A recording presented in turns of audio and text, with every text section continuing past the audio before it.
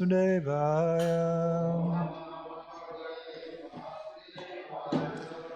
Namo Bhagavate Vasudevaya.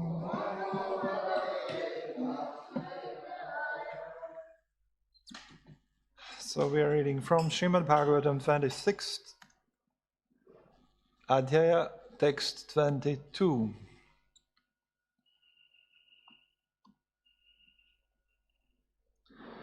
Then Canto, 26th chapter.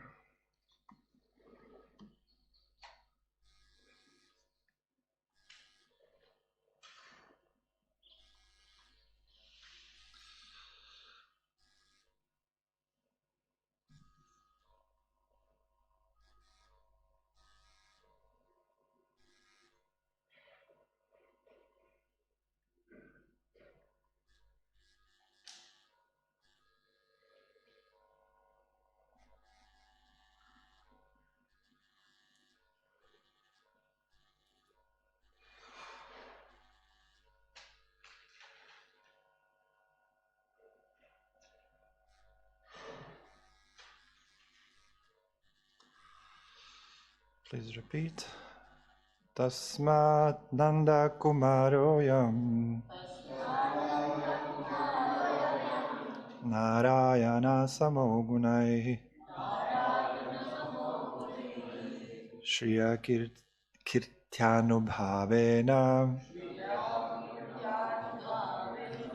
Tat Karma Suna Vismayaha Tasmananda Kumaroyam Narayana Samogunai Shriya Kirtyanubhavena Tat Karma Suna Vismayaha Tasmananda Kumaroyam Narayana Samogunai Shriya Kirtyanubhavena Tat Karma Suna Vismayaha.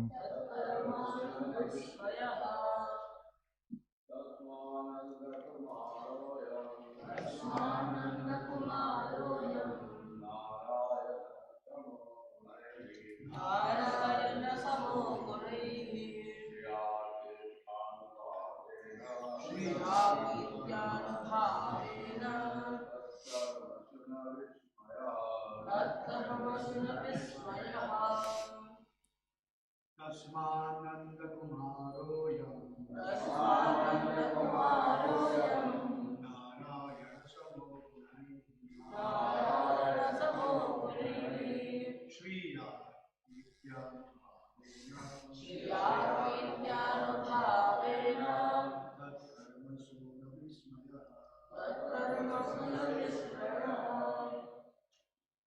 Tasmananda Kumaroyam Narayana Samogunai Shriya Kirtyanubhavena Tatkarma Suna Vismayaha.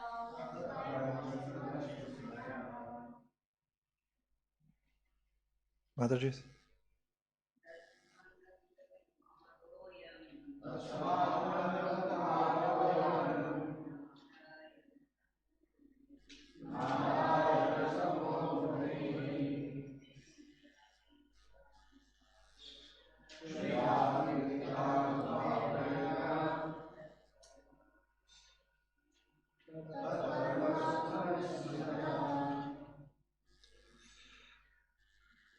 Tasmat, therefore, Nanda, O Nanda Maharaj, Kumaraha, child, I am this, Narayana Samaha,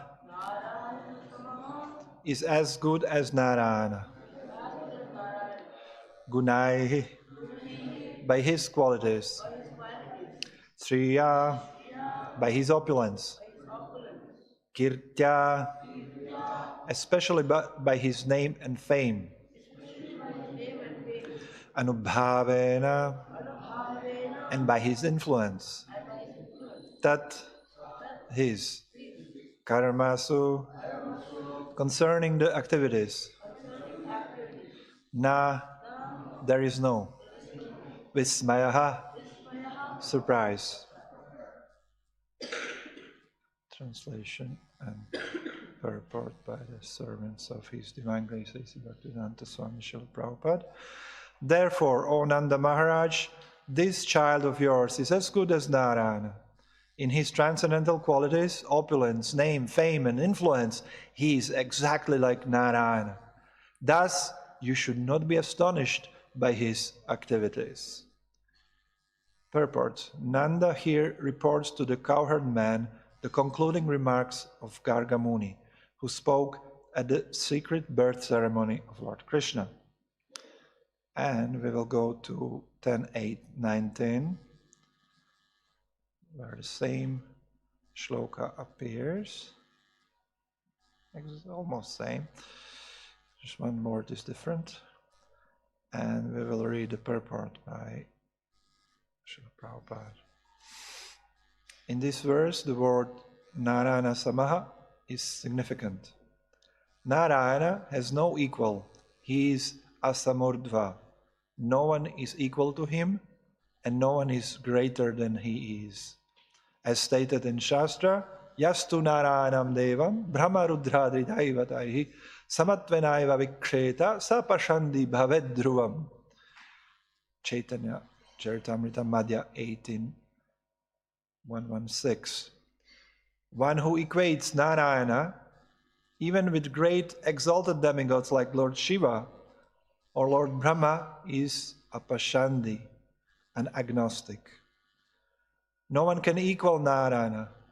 Nonetheless, Garga Muni used the word Sama, meaning equal, because he wanted to treat Krishna as the Supreme Personality of Godhead, who had become Nanda Maharaja's son. Garga Muni wanted to impress upon the mind of Nanda Maharaj, your worshipable deity, Narayana, is so pleased with you that he has sent you a son almost equal to him in qualifications. Therefore, you may designate your son with a similar name, such as Mukunda or Madhusudana. But you must always remember that whenever you want to do something very good, there will be many hindrances. Therefore, you should raise the protect this child with great care.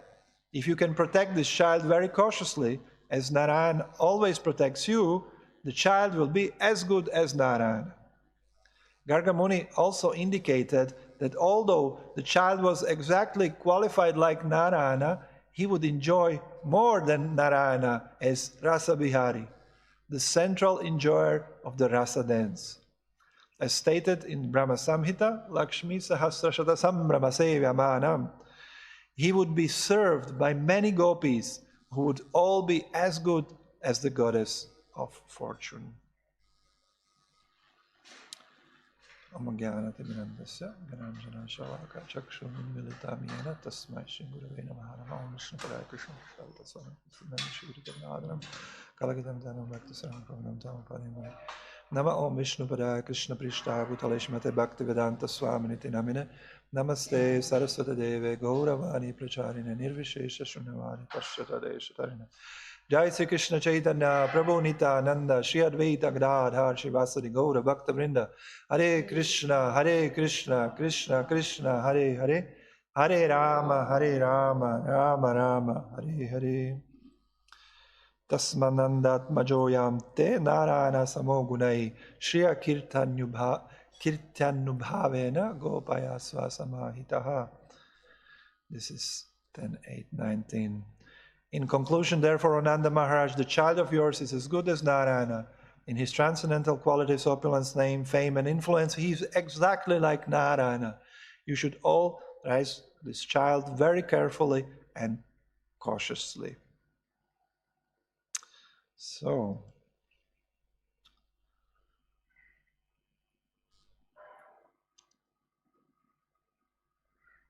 So there are two words here which Srila Prabhupada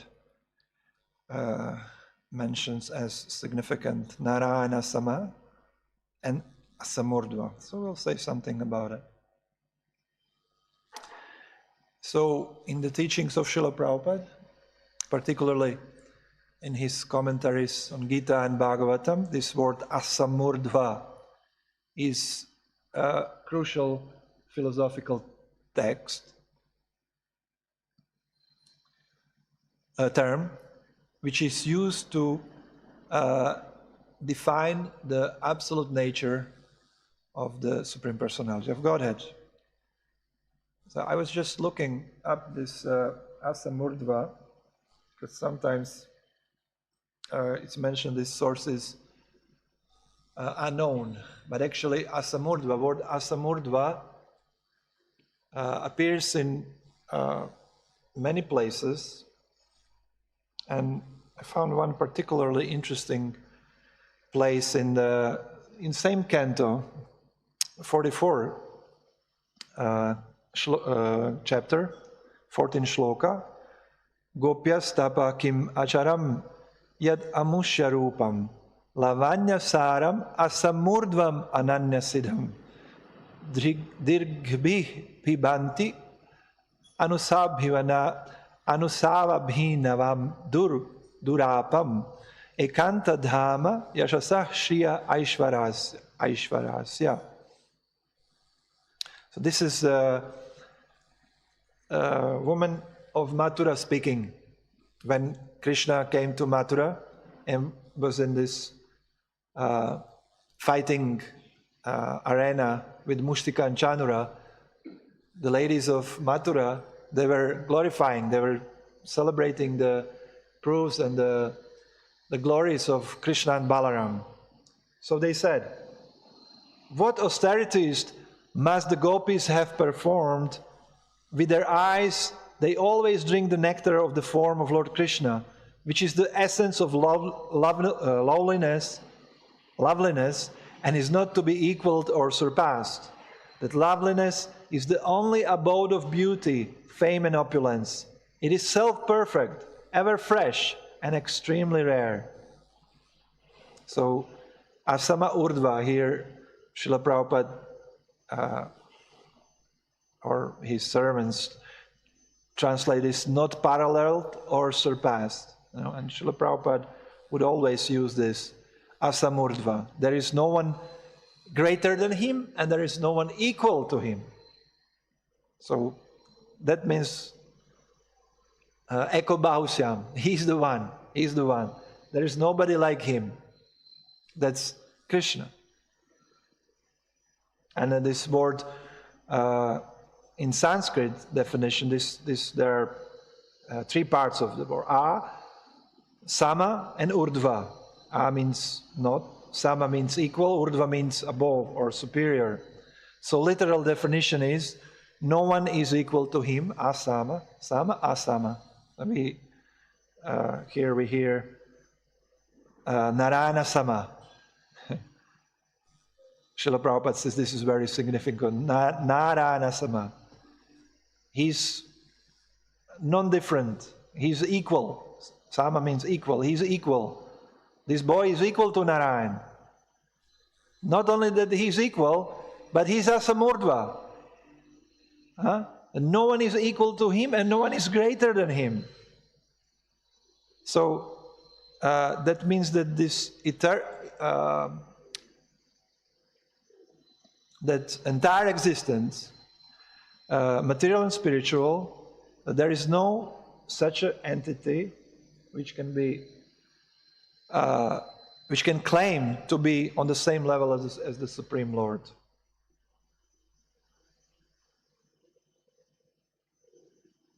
In any power, so there is absolutely nobody who can be equal or more powerful and powerful than him and transcend him. So Srila Prabhupada says that within three worlds, you are the one and only. This is Asamurdhva. No one is equal to you, And as we chant Om Bhurbhuva Sva always, these three worlds, means all material existence. There is no one who is equal or greater than him. So this is especially, Srila Prabhupada especially uses this in the context of refuting Mayavada philosophy, because they have idea that living entity, Jiva, can become God. Through meditation and liberation, that the Jiva can become God. So Srila Prabhupada would just cite this one word, asamurdva, asamurdva. Not even verse, but he would just this one term, which is very important, asamurdva. No one is equal to him, and no one is greater than him. Because Mayavadis, as Chaitanya Mahaprabhu said, Krishna's aparadis, because they want to equate. They consider Krishna as an ordinary being, or they sometimes they even they don't accept the descriptions of Bhagavatam and this Krishna Lila, and they don't even accept Krishna as a historical person. They would negate his existence, his birth, his appearance, and then they would negate or berate or nullified his being a god, Bhagavan. Bhagavan means somebody who possesses all opulences. And what is the definition of Bhagavan? Aishwarasya, Samagrasya, Viryasya, Yashasasya, Jnana Vairagya Shaiva, Shana Bhaga Itingana. This Shana Bhaga, the 6 opulences of the Lord, Aishwaryas. This makes one, and what? Not that he possesses just something, little bit, So many people can possess something of that, or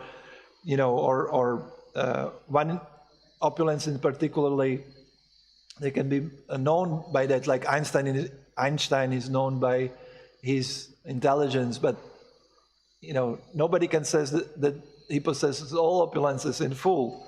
Krishna possesses all opulences in full. So therefore, nobody is equal to him, and nobody is greater than him.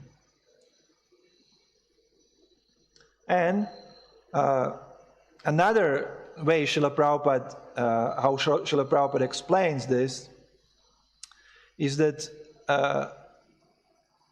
why we are qualitatively same with the Lord. We are spiritual in nature. Quantitatively, we are different. So there, Srila Prabhupada always uses this infinite and infinitesimal. The Lord is infinite, and the living being is infinitesimal. He's very small.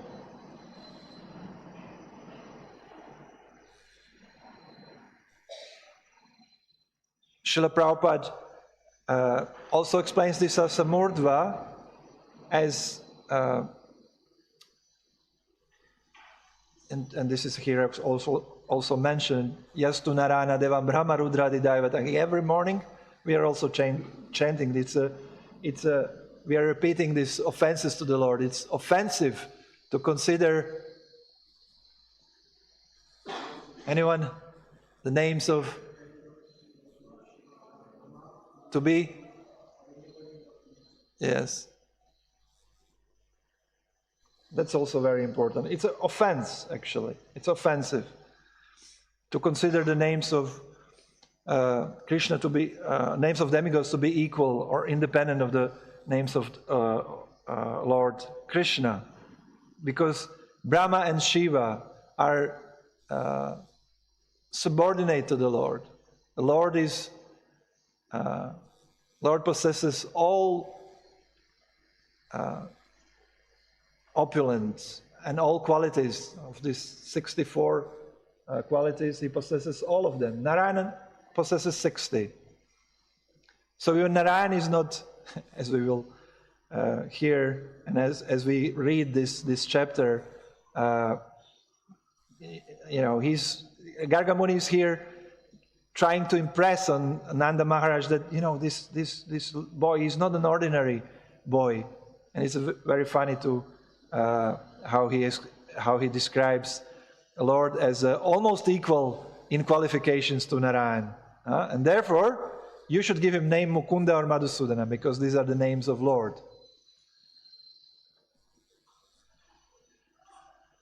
Because Nanda Maharaj, he says, your worshipable deity Narayan is so pleased with you that he has sent you a son almost equal to him in qualifications. Almost equal. But we know that Krishna is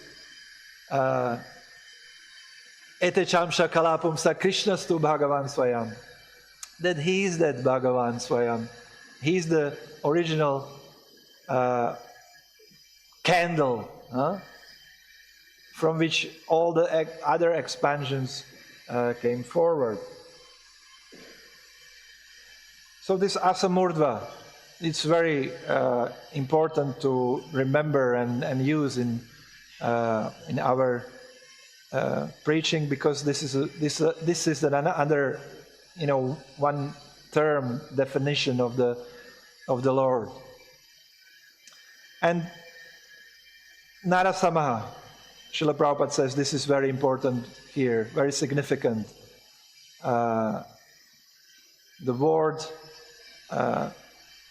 Nara, and when we speak about every day, we mention, we are repeating this word Narayana, and especially in some Vaishnava Sampradayas, just like in Sri Sampradaya, their Mula mantra is Om Narayana, Om Namo Narayana. Every day, if you go to Sri Rangam, I don't know if it's still going on, but there are loudspeakers, and all the time this Om Namo Narayana mantra is going on.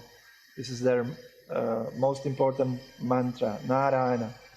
And then, who is this Narayana? Actually, the word Narayana means, the Srila Prabhupada explains that Narayana means Narayana. The Nara means water, and Ayana means one who is resting upon the water, and also means one who is the supreme shelter of all Nara. Nara also means living entities or human beings.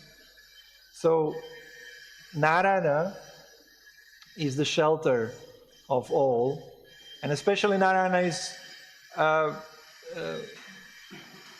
refers to Karanadakashai Vishnu and Garbhodakashai Vishnu. Especially when we say Lakshmi Narayana, actually that refers, that's the form of the Lord who appears in the Karana ocean and who appears in Garbhodaka ocean. When Lord creates the universes, He fills up every universe with the water from His body, or perspiration from His body. And He, it's half filled with water, and the Lord lays down on Ananta Shesha. He he rests on that water, Narayana. He's taking shelter. He's taking position on the water. That means Narayana. And what is very important to understand that in that sense, in these two definitions, Lord is actually the source and rest. He's the refuge and origin of all living entities. Because, all these words are very important. It's not just a name, like anybody can, even some film star can have a name Narayana, or any Dick, Tom, and Harry can have a name Narayana, and but the deep meaning, to understand the like whatever name Krishna possesses. When we speak about Bhagavan, which means it's a definition of God. And word God doesn't have any particular meaning. And if you ask me now, etymological meaning of the word God in English, I don't know actually from where was the source and what is the meaning of word. Yeah, this is the acronym. If you take these three letters, G-O-D, but the God, from where it comes, I don't really know. I know in Slavic languages, the name for God is Bog, which is closely connected to Sanskrit, to Bhoga or Bhaga, which means opulence. In all Slavic languages, God is called Bog. So, but in Sanskrit, everything is precisely, and very nicely explained, defined. So, Bhagavan means somebody who possesses all the opulence. Narayana, somebody who is the,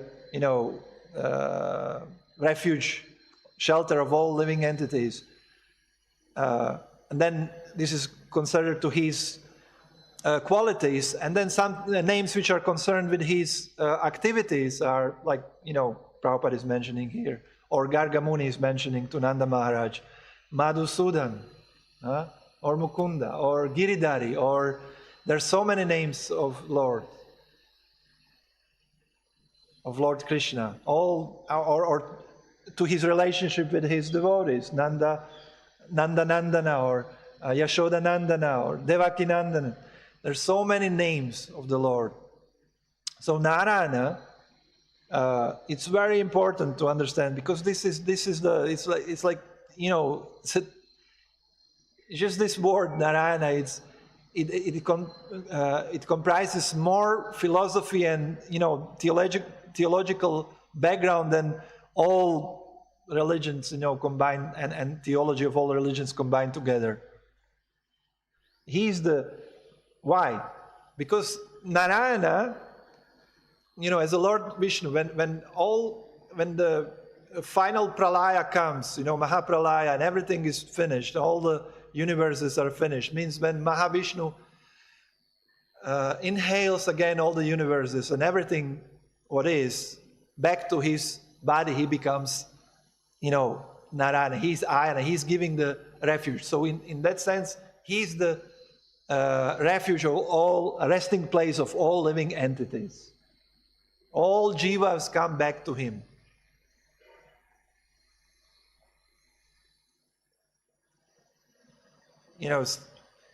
In Abrahamic religions or some other religions, there is no clear understanding of creation or nature and the source of existence of the living entities, of souls. There is no clear understanding or explanation what the soul is.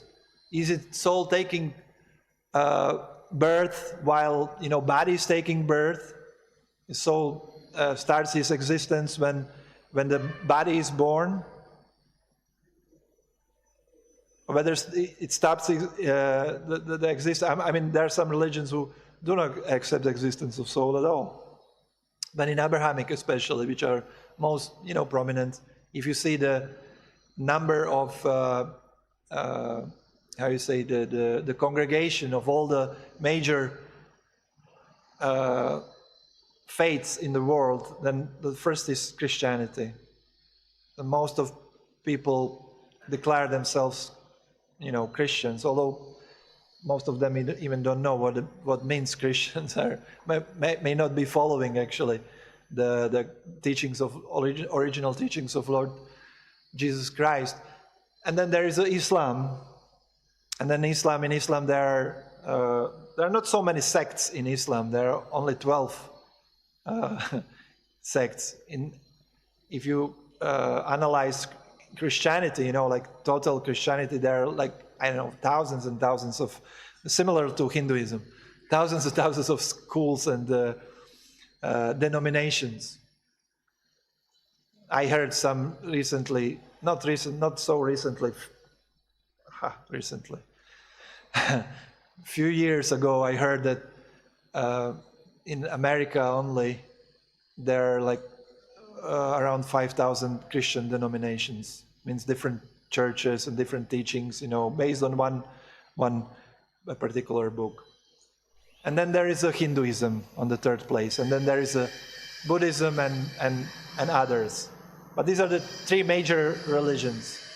But even if you ask people who declare themselves Hinduism, many will not have a clear idea what is Jiva, what is Atma, what is Bhagavan, they will, and especially, in the West, generally people have, when you speak about Hinduism, everybody thinks Hinduism is a polytheism, which is not really true.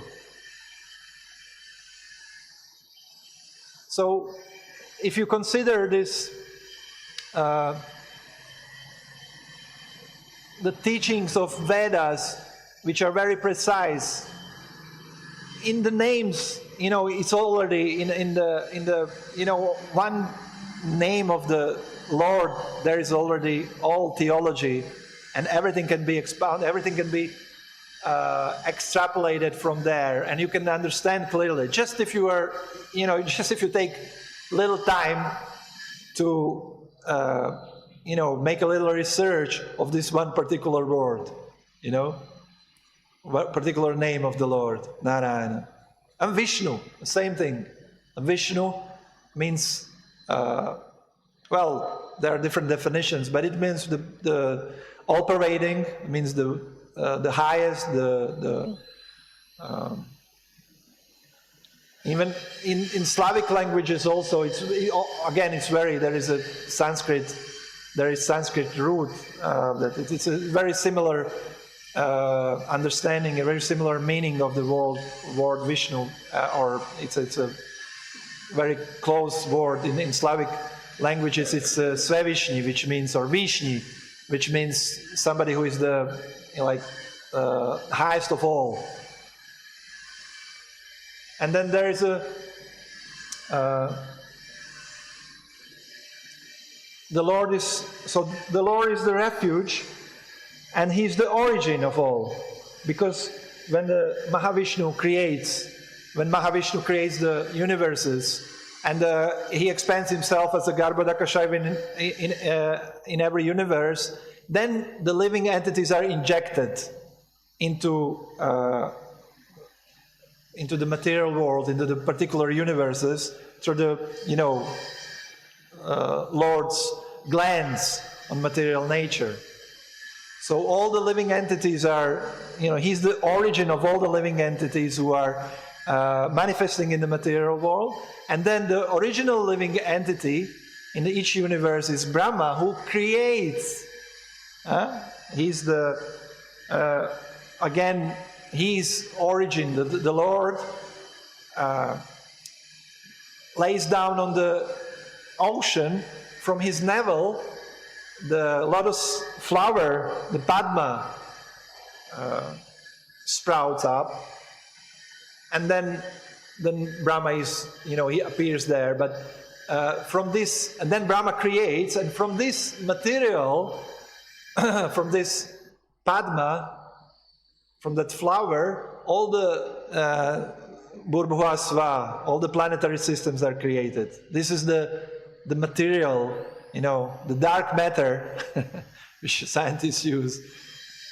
Dark matter from which, actually it's not the dark matter, this is a visible matter, this is a white matter.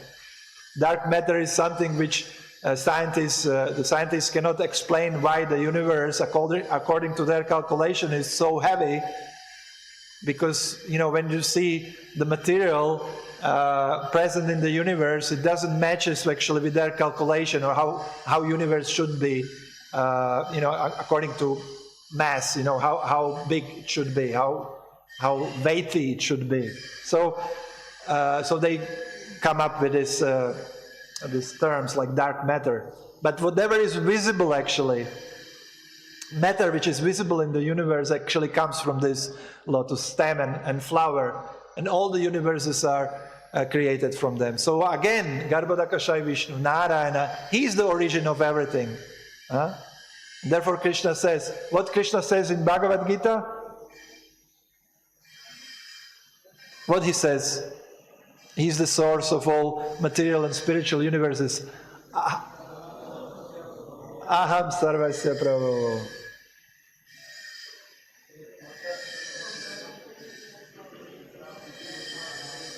This is the meaning. This is the meaning of the word Narayana. And he's the origin. He's the origin of all material and spiritual universes. Everything comes from him. So soul originates from him.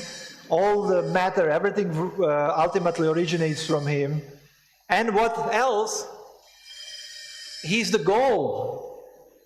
Again, he's the origin and he's the goal. He's in one sense, he's the resting place, because all the living entities who don't become, Krishna conscious, who don't wake up from the Maya, from this illusion of, considering themselves a matter, they have to come. They go back to the when, as we said, when Lord inhales, they go back, and the sleeping sushupti state, they remain there for a long time. But he's the origin also, as Krishna. He's the origin, and he's the source. Sorry, not source, but the goal of devotees, because devotees want to join him again. So in that sense, that's also another meaning of the Narayana. The living entities who take to Krishna consciousness, they make him as a goal of their spiritual journey. So in that sense, again, he's the refuge. Narayana, he's the refuge of all living entities. He's giving shelter. Ayana, this is a loose translation, actually. The shelter. You can say shelter. You can say place. But he's that goal of aspiring devotees who want to come back to him and take his shelter. So. Krishna is, as we said, Swayam Bhagavan. As Srimad Bhagavatam confirms, that Etechamsha, all the amshas, they take Indrari Vyakulam Loka, they take place, they take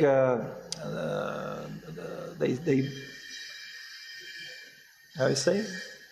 They expand from that original Deepa, as Brahma prays in Brahma Samhita, Deeparchir eva hidashantara mabhyupetya, Deeparchir, the flame of the Lamb, Dasha Antara. There's another Samana Dharma, another word, another Sama, this is very similar term, Samana Dharma, which means equally powerful.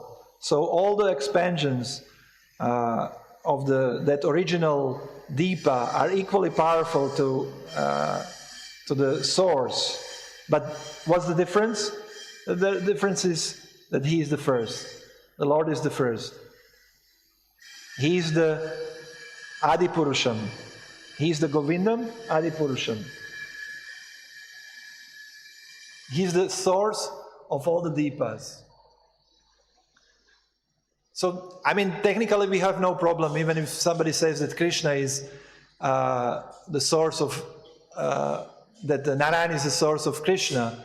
But actually, if we consider this particular stance, this particular verse, we'll know who is the first. The first is Krishna. He's that original Govinda. He's that original Adipurusha. So Lord Narayana, he's Krishna. Krishna is Narayan. Krishna is that original candle to whom, even as we heard this, wives, the ladies in Mathura, whom they glorified, who were in a transcendental way jealous on the gopis in Vrindavan, who had this opportunity to drink the nectar of Lord's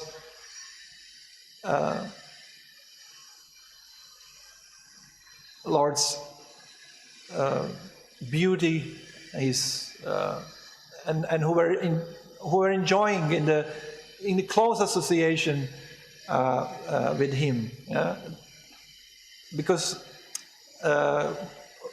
wives, I mean the women of Mathura, the ladies of Mathura, they were in a different bhav, and they were not so closely, although they understood, they heard about the glories of Krishna and Balaram when Krishna came to Mathura.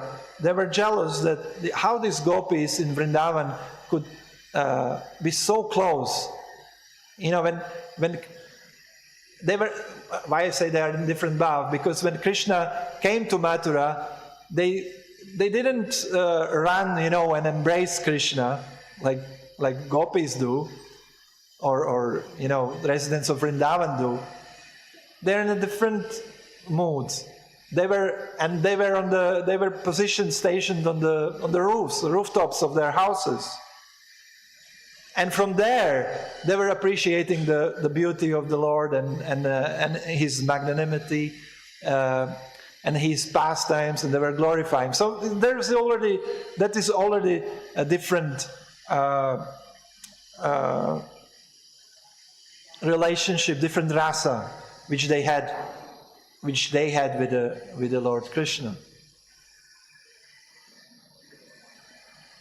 And then, therefore here in the end of this purport, Srila Prabhupada also explains that, mentions the word Rasa Bihari. Because Lord, again, He's the source of, He's the object of Rasa Tattva.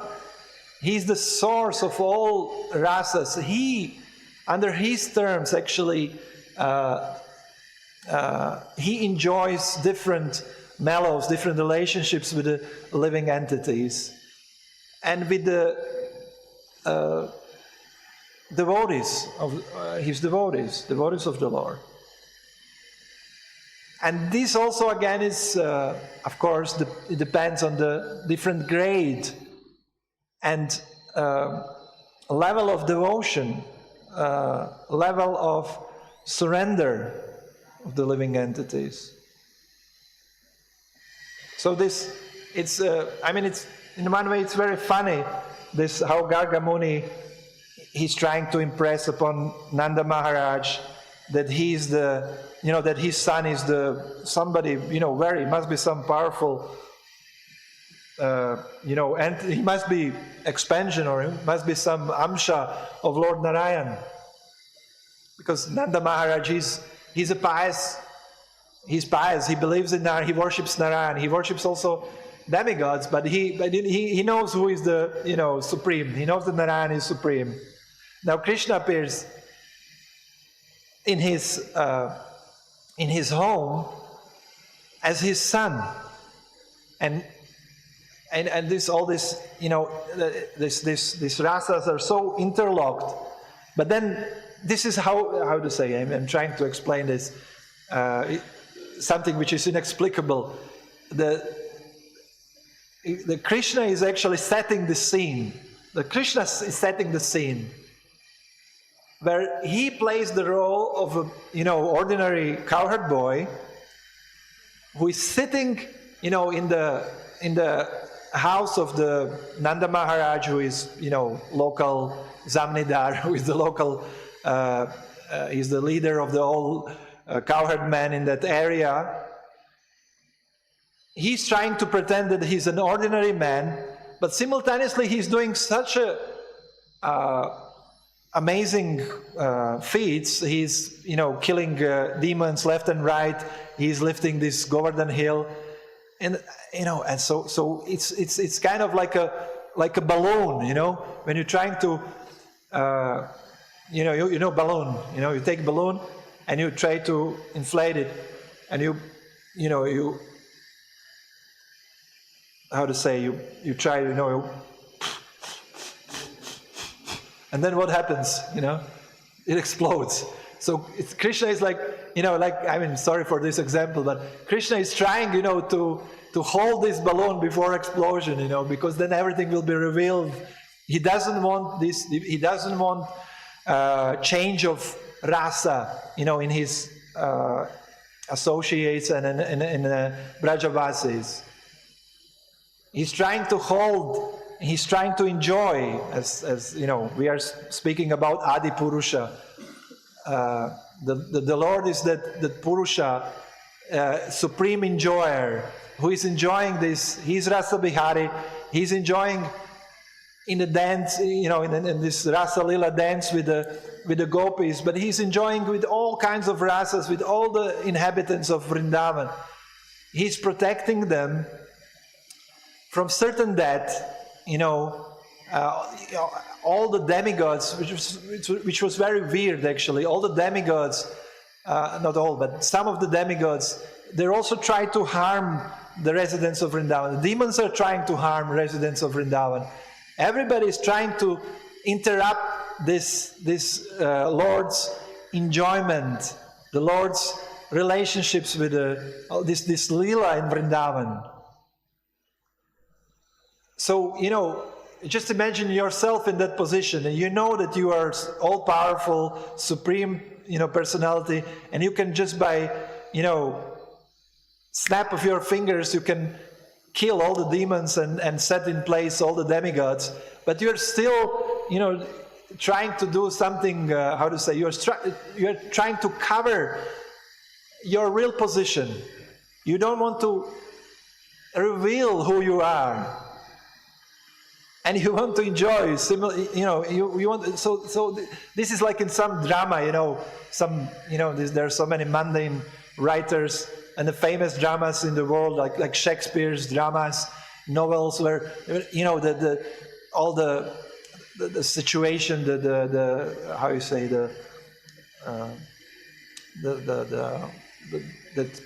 pastimes are building up. And then there is a crescendo, there is a, final, the end, the pinnacle of the story of some relationship or whatever. And then there is an end. But here there is no end. There is just, Krishna is constantly churning this amazing, because, he's enjoying, just consider this.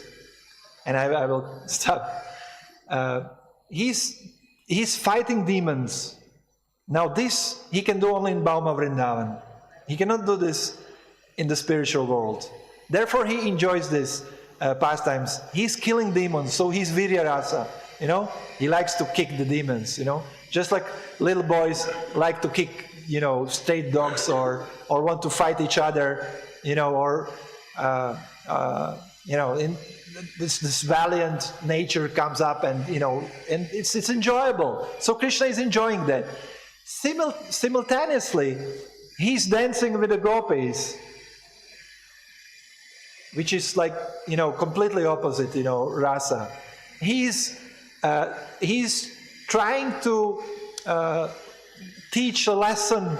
His demigods, who are his managers or his servants in the universe. If you see universe as a big company, this Brahma and Indra and Vayu and all these demigods, they're like managers. So they're all the time trying to interrupt his pastimes in Vrindavan. So Krishna is dancing, Krishna is killing demons. He has such a amazing relationship with his friends, gopas. Everybody likes to have a friend.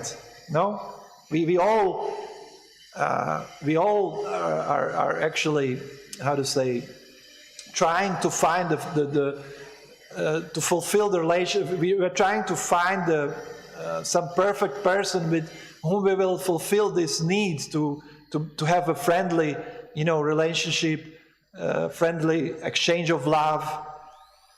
So Krishna is doing that. Krishna is enjoying the care and love of his parents. There's Nanda Maharaj there, Yashoda Mata is there, Devaki and Vasudev, they're behind the scene. Rohini is there. All the mothers, all the Matajis, the senior Matajis in Vrindavan, senior gopis, they all treat Krishna as their son. So he's enjoying so much affection. Like every little child feels safe in the embrace of his mother, or and children.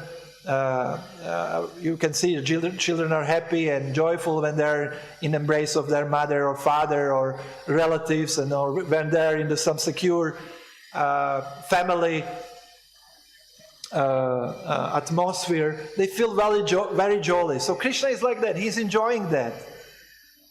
Simultaneously, he's killing demons.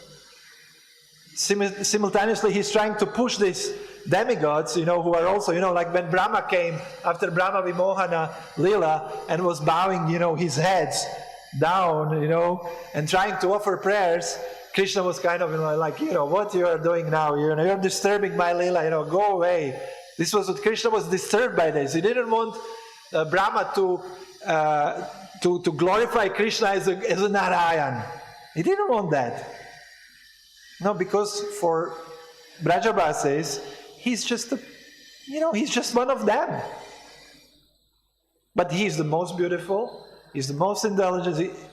He's the strongest. He's all the jewels which Krishna wears become more beautiful. Like usually we wear jewels just to make ourselves beautiful, our body beautiful. But Krishna is vice versa. Whatever Krishna uses, that becomes more beautiful because of Krishna. Like Krishna is and that's another Dvijamani, another word, or what's that? Another name of Krishna with mani in Vishnu Sahasranam. Somebody can. What's that? I can't remember.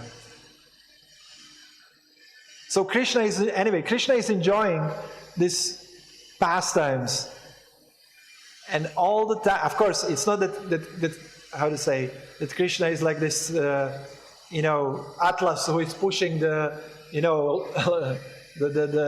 universe, who is pushing universe up, and or holding the Sisyphus is pushing the stone, but the Atlas is holding the universe on his head, and he will crash in every moment. It's not like that. He's enjoying, but the Vulcan, the amazing eruptions of emotions are all the time taking place in Krishna's pastimes in Vrindavan, and this is one of these amazing, actually, moments where we can understand this. He's Narayan, but he's the source. He's the avatari. He's the source of all avatars. He's the source of all expansions. He's that original candle from. He's the Swayam Bhagavan from which everything emanates. But still, he's trying to hold, for this position of a little boy, Nandana, Yashoda Nandana, Nanda Maharaj's son. He doesn't want this beautiful relationship which he has with his devotees to take, to stop or to change. Anyway, there are so many things to be said. Grantaraj Srimad Bhagavatam ki jai, Srila Prabhupada ki jai. Is there any question maybe, or doubt, or comment?